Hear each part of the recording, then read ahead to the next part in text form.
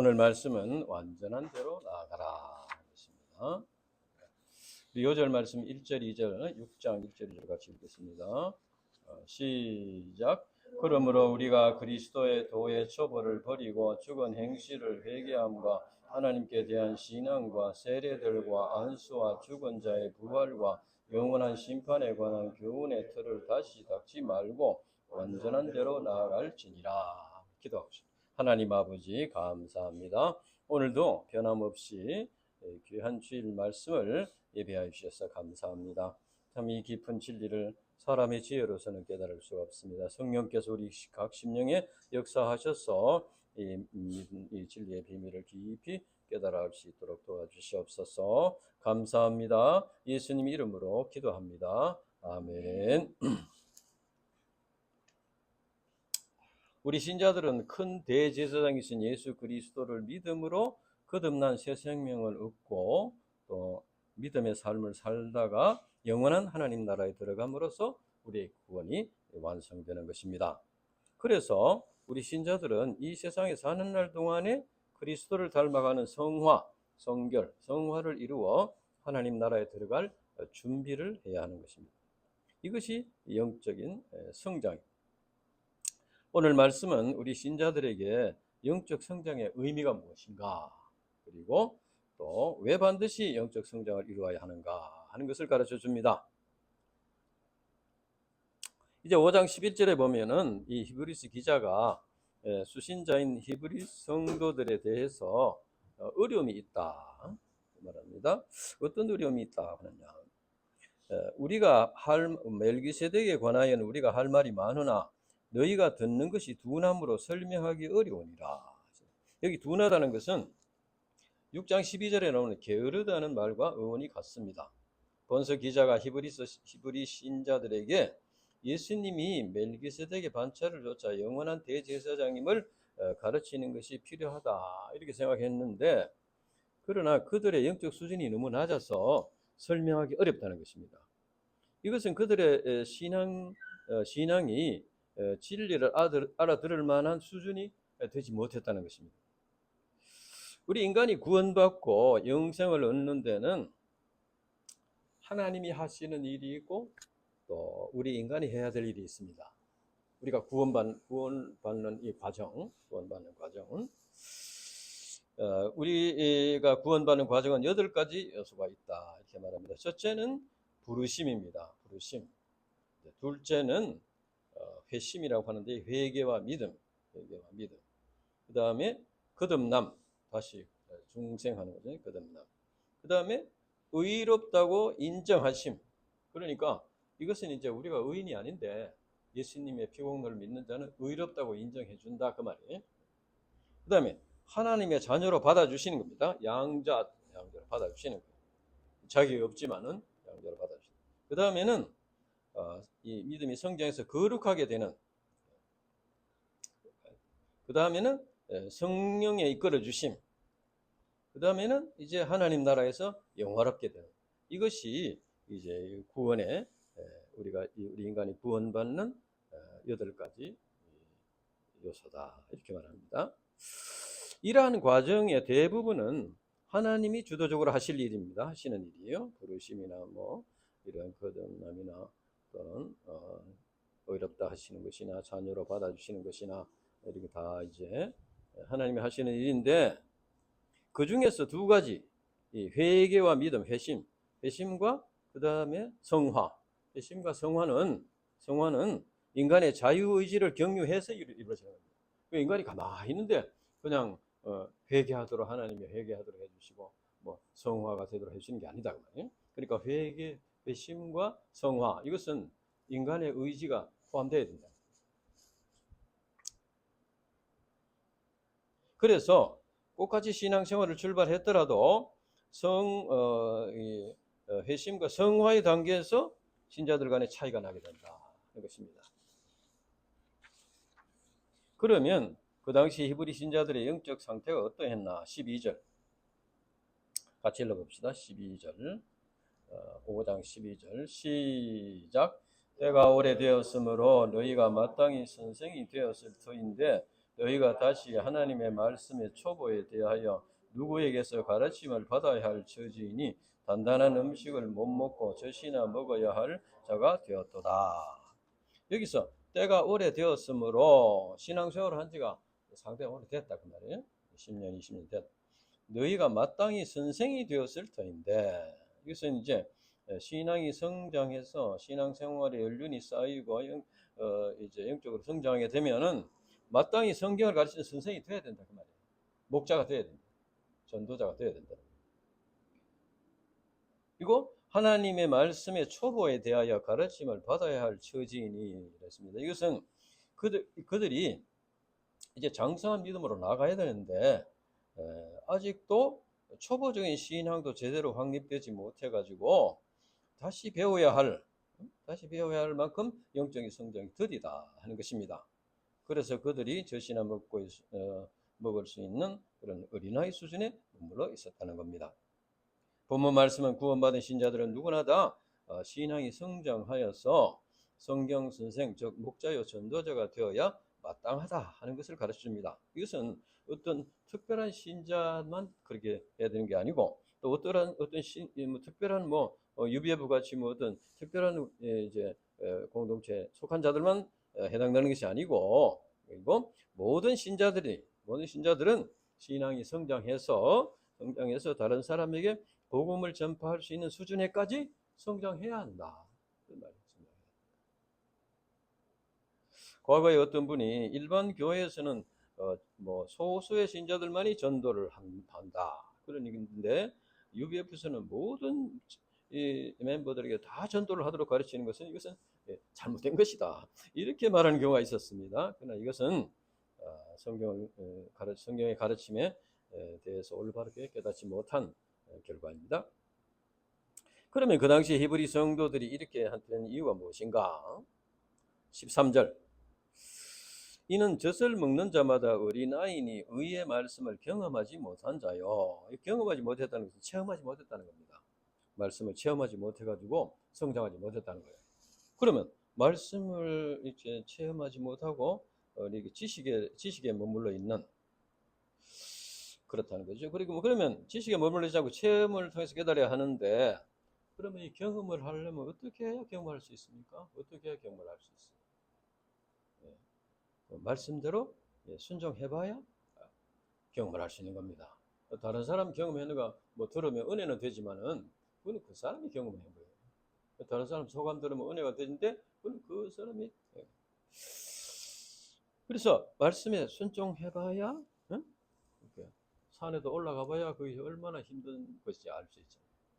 또 우리가 이제 앞으로 결혼을 해서 아이를 키워봐야 아이고 우리 아버지 엄마가 얼마나 고생했나 알게 된다.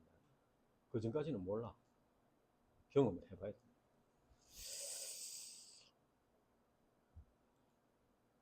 그런데 이제 말씀에 순종해야 되는데 그런데 되게 믿음이 어린 상태로 계속 있는 사람들은 되게 보면은 사랑받고 위로받는 말씀, 축복에 관한 말씀은 잘 관심을 갖습니다. 그래서 이제 요한 3서 1장 2절에 보면은 사랑하는 자여 네 영혼이 잘됨 같이 네가 범사에 잘되고 강건하기를 내가 간구하노라. 이런 말씀입니다. 또 욥기 8장 7절에 보면 네 시작은 미약하였으나 네 나중은 심히 장대하리라. 그래서 듣기가 좋죠. 또 이사야서 41장 10절 두려워하지 말라 내가 너와 함께 함이라 놀라지 말라 나는 네 하나님이 됨이라 내가 너를 굳세게 하리라 참으로 너를 도와주리라 참으로 나의 의로운 손으로 너를 붙들리라. 그렇죠? 힘이 나죠. 이런 말씀 들으면. 그렇죠? 그러나 말씀에는 이런 말씀만 있는 게 아니에요.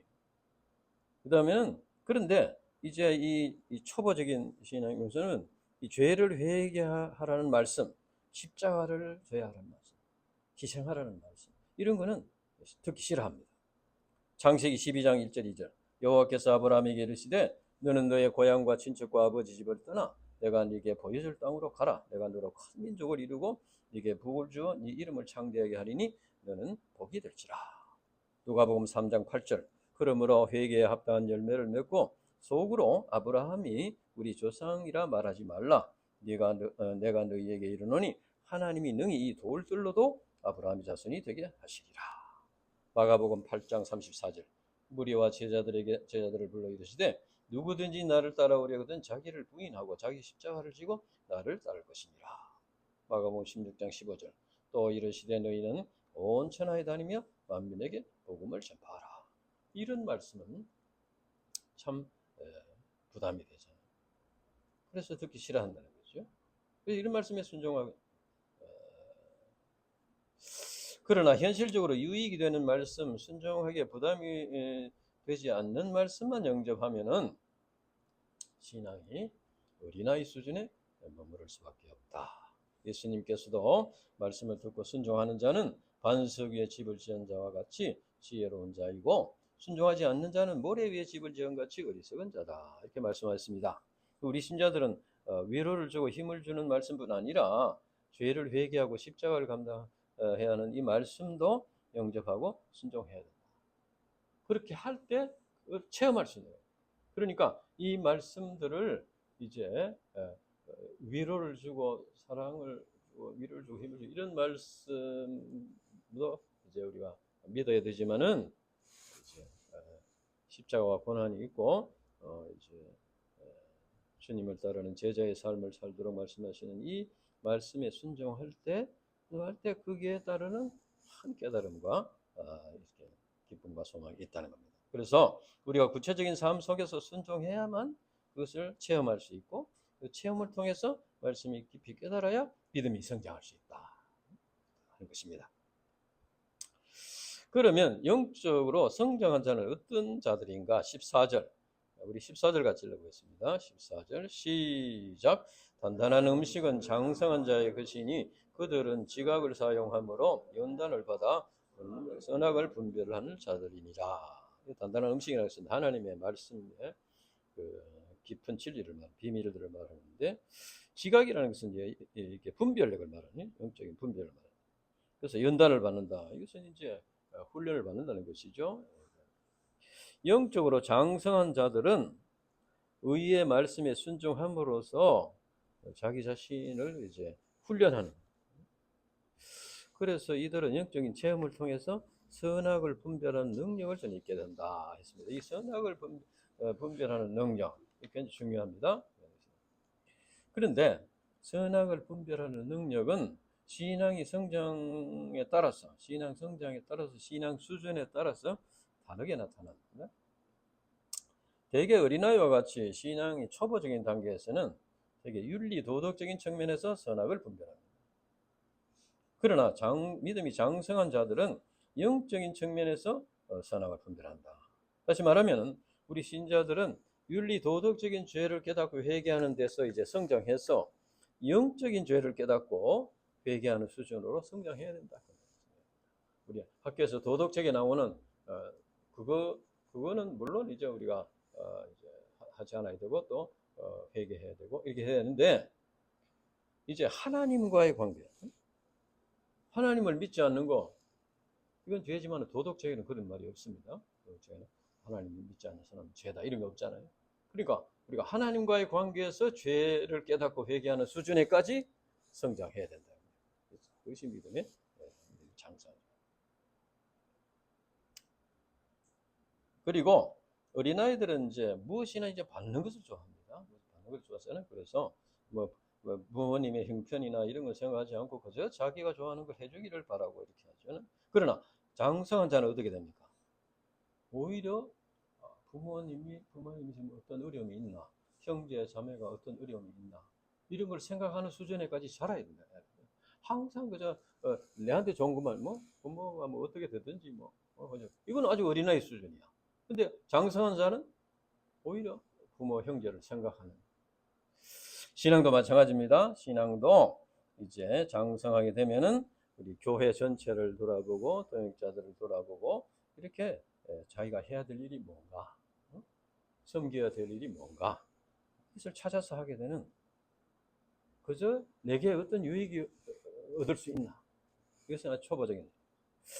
그래서 이제 신앙 성장은 자기 중심에서 하나님 중심으로 이렇게 선악의 분별력이 바뀌는 것이다.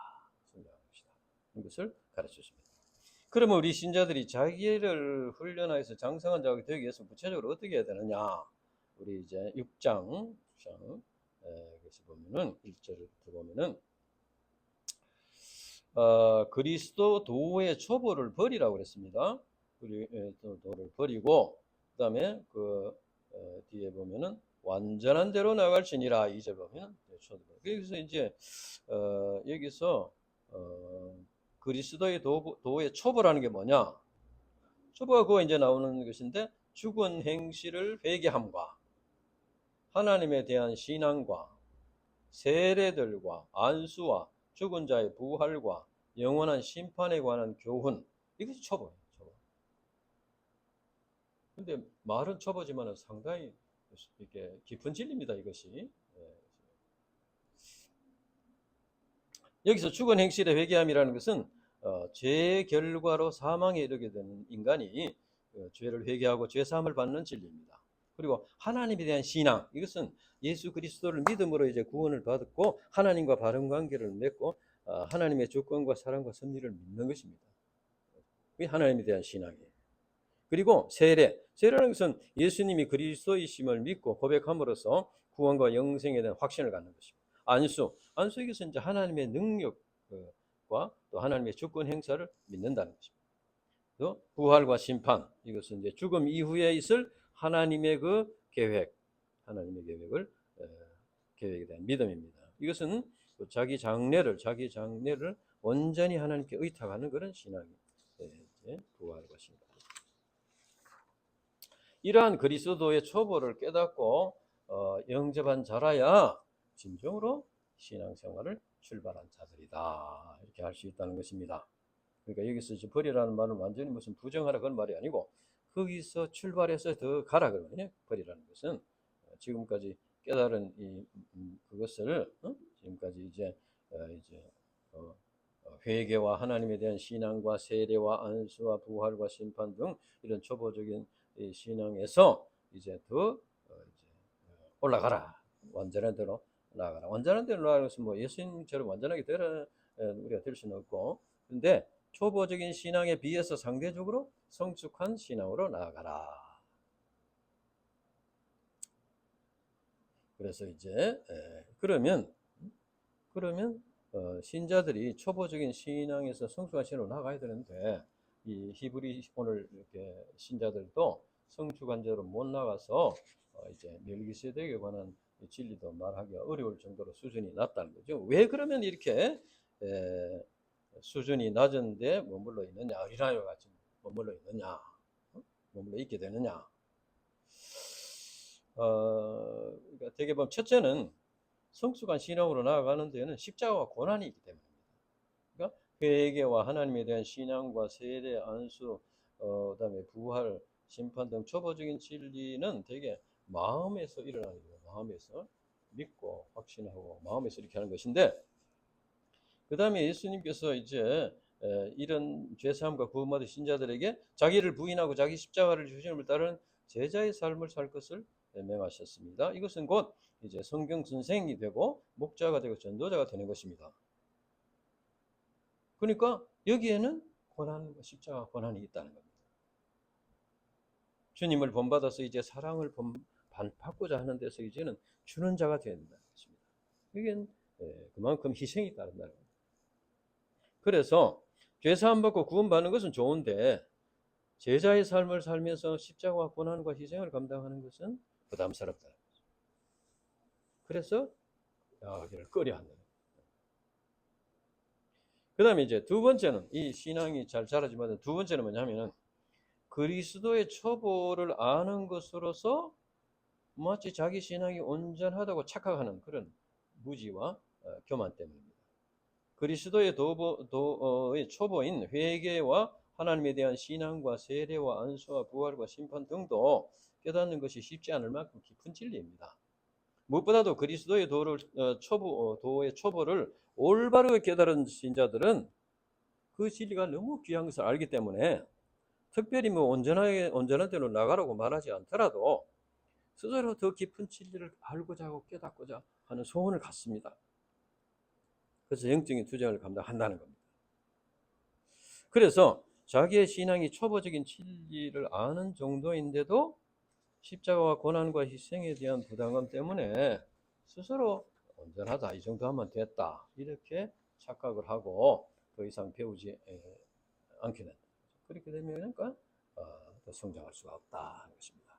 에베소서 4장 15절에 보면은 오직 사랑 안에서 참된 것을 하여 범사에 그에까지 자랄지라. 그는 머리니 곧 그리스도라.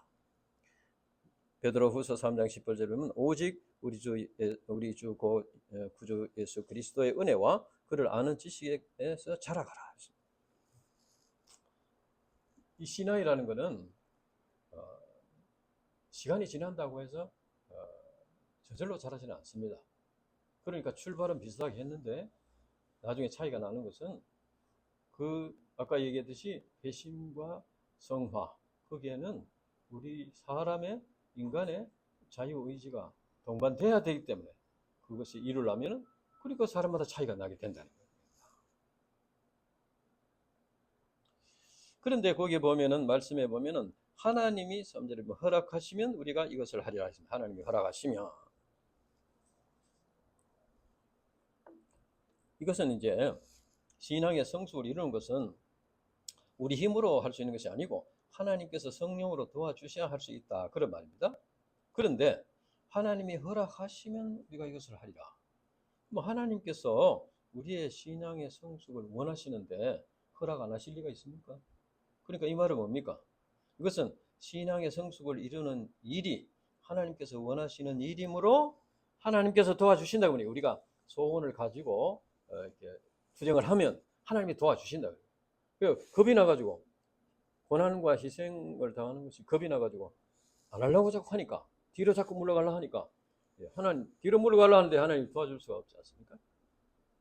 그래서 우리가 영적인 소원을 가지고 하면 하나님께서 도와주셔서 그것을 할 수 있게 된다, 그런 의미입니다. 그러면 신자들이 성숙한 신앙으로 나아가지 않으면 어떤 오류에 빠질 수 있나? 4절에서 6절까지 보면은 이 이제 조금 해석이 좀 우리가 깊이 생각해 봅니다. 4절과 5절과 6절 한번 같이 읽어보겠습니다. 4절과 5절과 6절 시작. 한번 비침을 받고 하늘의 은사를 맛보고 성령에 참여한 바 되고 하나님의 선한 말씀과 내세의 능력을 맛보고 타락한 자들은 다시 새롭게 하여 회개할 수 없나니 이는 그들이 하나님의 아들을 다시 십자가에 못 박아 드러내놓고 욕되게 함이라. 자, 이 말씀을 잘 들어야 돼요. 이 말씀 보면은 여기서 타락한 자라는 것은 배교, 그러니까 이제 신앙을 버린다는 것이죠. 그러니까 성장이 없는 신자들이 빠지기 쉬운 그 오류가 바로 배교의 가능성이 있다는 겁니다. 그런데 하나님의 택함을 받은 신자는 성화의 과정에서 또 일시적으로 이렇게 뭐 넘어질 수도 있고 이렇게 할 수 있지만 성령께서 이끌어 주시는 그 은혜로 말미암아 구원이 완성되도록 도와주신다. 성령의 견인이 있기 때문에 택함을 받고 이렇게 된 자들은 구원이 완성되도록 이끌어 주신다는 겁니다. 그것이 진리인데, 그런데 4절과 5절 요 말씀은 따로 딱 떼놓고 생각하면은 한번 그러면은 부르심을 받고 구원받은 사람이 타락하여 버림받을 수 있는가? 그런 의문이 생깁니다. 이 의문에 대해서 우리가 잘 알고 있는 씨 뿌리는 자의 비유를 한번 생각해 보겠습니다. 씨 뿌리는 자의 비유에서 네 가지 밭이 있잖아요. 길가밭과 같이 아예 씨가 심겨지지 않는, 뭐 그거는 뭐 할 수 없고, 그 다음에 두 번째는 뭡니까? 돌밭. 기쁨으로 받는데 이제 그것을 유지하지 못하는, 말라주고. 그 다음에 가시떨기밭. 가시떨기밭은 말씀이 영접하고 한참 동안 신앙생활을 겉으로 보긴 해나가는데 속에 세상 욕심도 있고 말씀도 있고 하다가 세상 욕심이 말씀을 눌러버려가지고 맺지 못하는 그런 사람이죠. 그러니까 이 비유에서 돌밭과 가시떨기와 같은 마음을 가진 자들의 공통점은 복음을 듣고 받아들이고 영혼의 기쁨을 맛본다는 겁니다. 기쁨을 맛봐요. 그래서 외견상 그들은 구원받은 신자들인 것이 보입니다. 그러나 돌밭과 같은 마음을 가진 자들은 말씀으로 인해서, 다시 말하면 말씀에 순종하는 삶을 사는 것으로 인해서 시험과 환난을 당할 때 그것을 극복하지 못하고 그것을 잃어버린다. 말씀으로 인하여 했습니다. 말씀. 마태복음 거기에 보면은 이제 13장 보면은 말씀으로 인하여 했습니다. 그리고 이제 가시들과 같은 마음은 이 사람도 이제 말씀을 마음에 이제 간직하고 말씀을 쉽게 버리지 않습니다. 그런데 세상적인 유혹, 이제 재리의 유혹, 이생의 자랑 이런 것들을 이런 것들도 세계 마음에 들어와 가지고 이 두 가지가 싸우는데 결국은 세상 것이 말씀을 눌려버려 가지고 그래서 열매를 맺지 못한 자들이다. 그래서 이들은 겉으로는 신자같이 보이지만은 내면의 그런 본성 자체가 회개하지 않았기 때문에 본성 자체를 회개하지 않았기 때문에 그래서 이제 마음 속에서 말씀을 열매를 맺지 못하고 눌려서 그만 잃어버리게 된다. 그래서 이 오늘 본문에서 한번 비침을 받고 하늘의 은사를 맛보고 성령에 참여한 바 되고 하나님의 선한 말씀을 내세의 능력을 맛보고 여기에 포함되는 사람이 바로 돌밭과 가시떨기와 같은 마음을 가진 자들이다 하는 것입니다. 그래서 예수님께서 말씀하실 때 알곡과 가라지 비유를 말씀하셨는데 이 밭에 알곡과 가라지가 함께 있다. 밭은 교회를 말합니다. 교회 안에 알곡도 있고 가라지도 있다는 겁니다. 교회 안에 들어왔다고 해서 다 구원받는 게 아니라. 그래서 예수님은 마태복음 이제 7장에 보면은 주여 주여 하는 자마다 다 천국에 들어갈 것이 아니라고 말씀하셨습니다. 마지막 심판 때 주님께서 이제 말씀하신 우리가 주의 이름으로 선지자 노릇하며 주의 이름으로 귀신을 쫓아내며 주의 이름으로 많은 권능을 행하였나이다. 이렇게 했을 때 주님께서는 내가 너희를 도무지 알지 못하니 너를 떠나가라. 이렇게 할 자들이 있다. 그럼 가라지들이라. 물론 이제 하나님의 택함을 받은 자들, 예수를 그리스도로 믿고 호령한 자들은 궁극적으로 구원을 받는데, 그러나 이제 우리가 교회 안에서 누가 하나님의 택함을 받은 성도인지, 누가 알곡인지 가라진지 이런 거는 우리 신자들이 다른 신자들을 정확하게 판단하기가 어려울 경우가 있습니다. 그래서 결국 그 사람들의 그 삶의 종말을 통해서만 구원 여부를 확신해서 알 수 있습니다. 천국에 가보면은 알 수 있게 된다는 것이죠.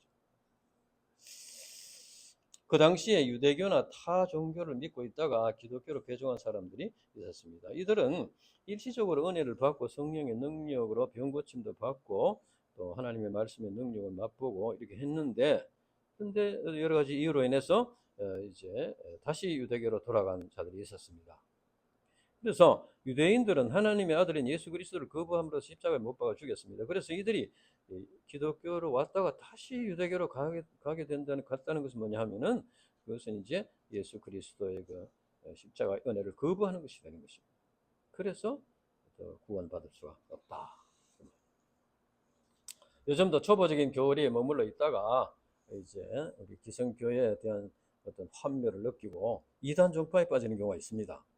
그러니까 이제 우리 교회가 좀 그런 점에서 우리가 참 이렇게 본을 보여야 되는데 아직도 구원이 완성되지 못한 신자들이 있다 보니까 그래서 여러 가지 이제 좋지 않은 그런 신앙을 보이는 때가 있는 것이죠. 그러니까 이제 그것으로 인해서 이단 정파에 가면 막 새로운 참모가 있는 줄 알고 이렇게 하는 경우가 있어요.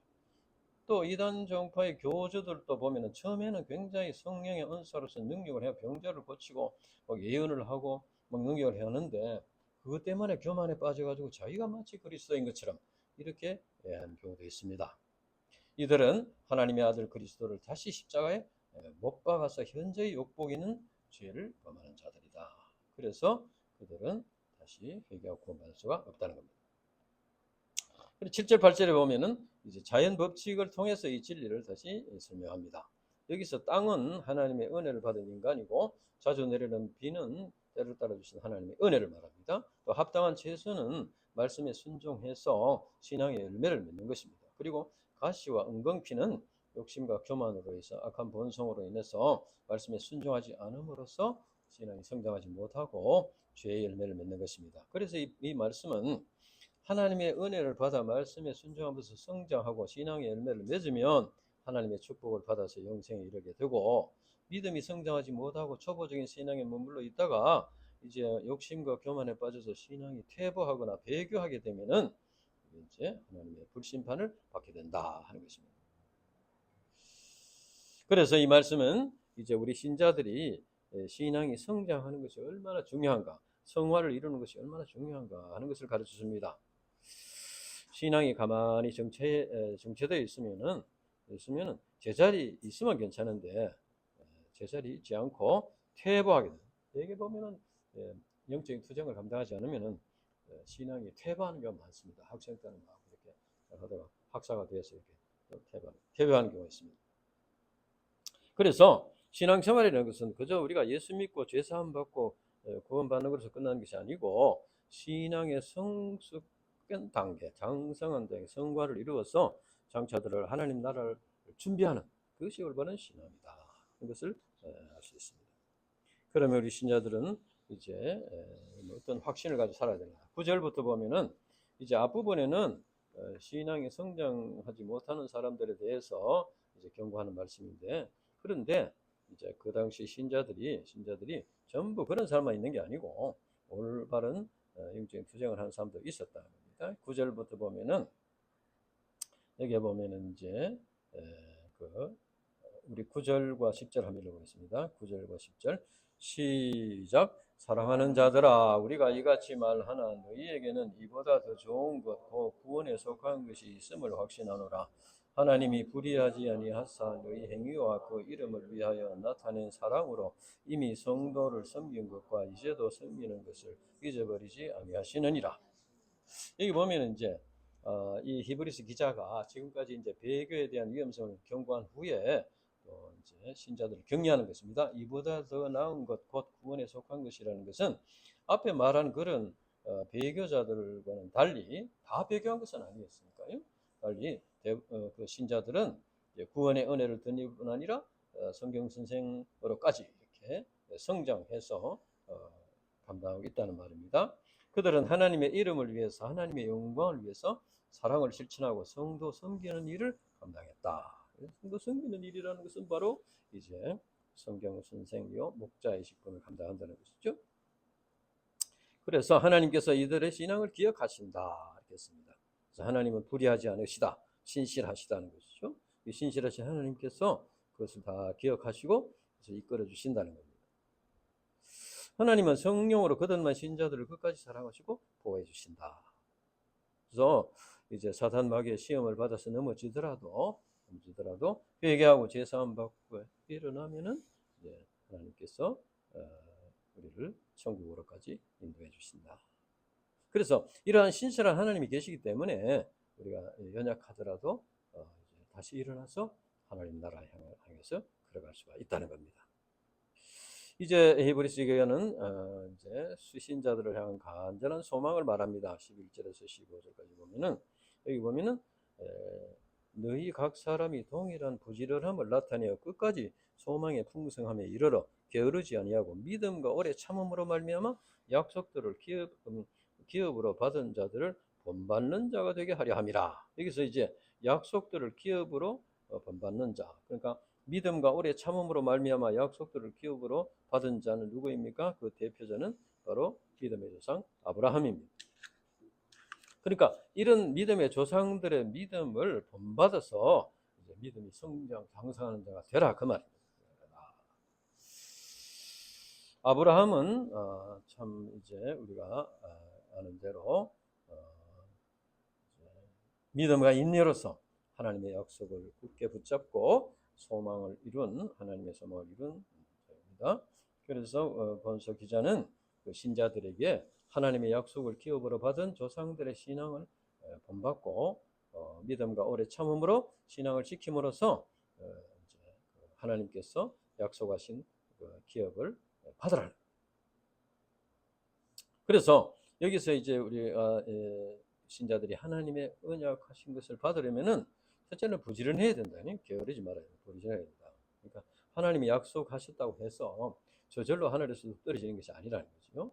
그것을 이제 받기 위해서 믿음의 선진들을 본받아서 부지런히 영적인 투쟁을 감당해서 그것을 쟁취해야 된다. 그리고 우리가 성경을 공부하고 주 한 편 소감 쓰기, 일용할 양식, 개인 기도, 캠퍼스, 신방, 일대심 이렇게 하는 것은 우리의 신앙 성숙을 이루어서 하나님께서 약속하신 기업을 받기 위한 것입니다. 그런데 여기에는 필요한 것은 믿음과 오래 참음이 필요하다. 인내가 필요하다는 겁니다. 사단 마귀는 끊임없이 의심을 불어넣습니다. 그래서 우리 신자들은 약속의 말씀을 굳게 붙잡고 의심하지 말고 믿음의 인내로서 감당해야 된다. 아브라함은 바랄 수 없는 중에 바라고 믿었다고 했습니다. 그는 나이가 100세나 되어 자기 몸에 죽은 것 같음과 사라의 태에 죽은 것 같음을 알고도 믿음에 약하여지지 아니하고 믿음이 없어 하나님의 약속을 의심하지 않고 믿음의 견고하에 있어서 하나님께 영광을 돌렸다 했습니다. 그래서 하나님께서 이제 약속하신 것이라도 우리가 원하는 때에 똑딱뚝 주고 이렇게 앉지 않는다는 거예요. 그러니까 이제 의심이 일어날 수 있다. 사탄 마귀가 의심을 심어서 이렇게 할 수 있다는 것이죠. 그래서 이제 하나님의 때를 우리가 하나님의 때에 맡기는 믿음, 인내 이것이 필요하다.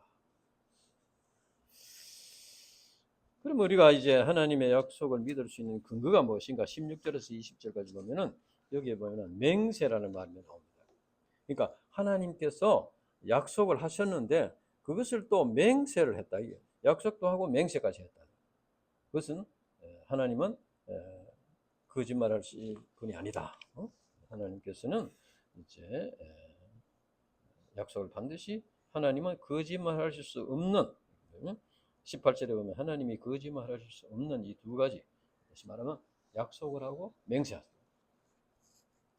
그래서 이 하나님께서 우리에게 영원한 안식과 하나님에 들어갈 것을 하나님 나라에 들어갈 약속하시고 맹세로 보정하셨다는 거죠.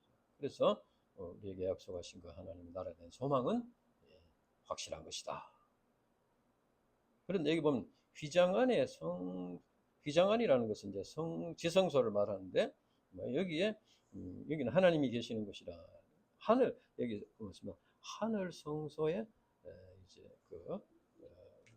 하늘 성소를 말하고 닻이라는 것은 영혼의 닻이라고 하는데 닻이라는 것은 배에서 이제 깔꾸리 같은 쇠를 갖다가 바다에 쭉 내려놓으면은 이제 배가 물결을 따라서 흘러내지 않고 다 고정이 된다는 거예요. 마찬가지로 영혼의 닻이 우리가 하나님이 계시는 하늘 성소에다가 다 내려놓으면은 흔들리지 않는다는 거예요. 근데 이 세상에 내려놓으면은 뭐 그냥 이렇게 형편에 따라서 흔들리고 이렇게 된다는 거예요. 그래서 영혼의 닻을 하늘 성소에 깊이 내려놔야 된다. 그렇게 할 때 흔들리지 않게 된다.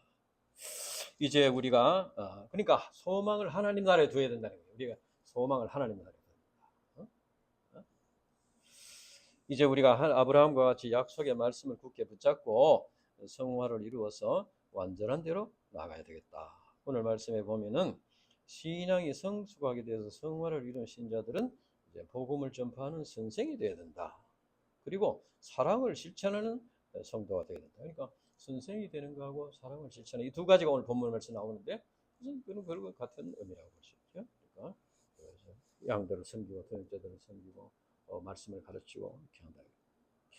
물을 이를 감당하는 데는 권한이 있고 십자가 있지만 하늘 성소에 계시는 예수님을 우리가 굳게 붙잡고 우리가 영혼의 닻을 하늘 성소에 예수님 그리스도에서 계시는 하늘 성소에 이렇게 깊이 내릴 때 예수님께서 그 닻을 붙잡고 계신다. 그러니까 우리가 뭐 물결이 치고 하더라도 배가 흔들리지 않아요. 영혼의 닻을 예수님이 멜기세덱의 반차를 줬던 예수님이 붙잡고 계십니다. 그래서 어떤 풍랑이 와고 어떤 광풍이 불고 해도 우리가 파손이 되지 않도록 지켜주시고 또 우리가 그것을 감당할 수 있도록 힘을 주시고 이렇게 해서 하나님 나라에까지 항해를 할 수 있도록 이렇게 인도해 주신다는 거예요. 영혼의 닻을 주님께서 붙잡고 계시기 때문에 안심하고 갈 수가 있다. 그래서 우리가 이제 힘써 이제 영적인 성장을 위해서 투자함으로써 하나님 나라를 준비하는 삶을 살아야 되겠다. 기도하고 하나님 아버지 감사합니다. 오늘도 이렇게 귀한 말씀을 주셔서 감사합니다.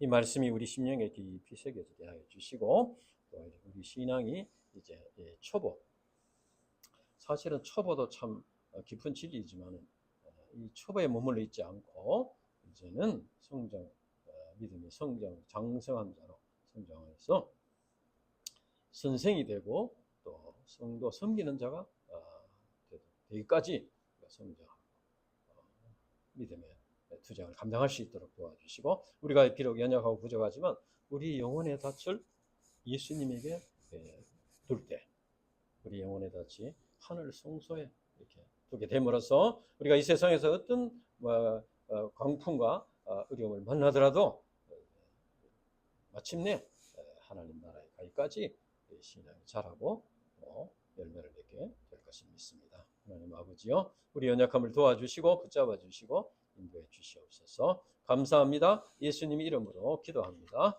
아멘.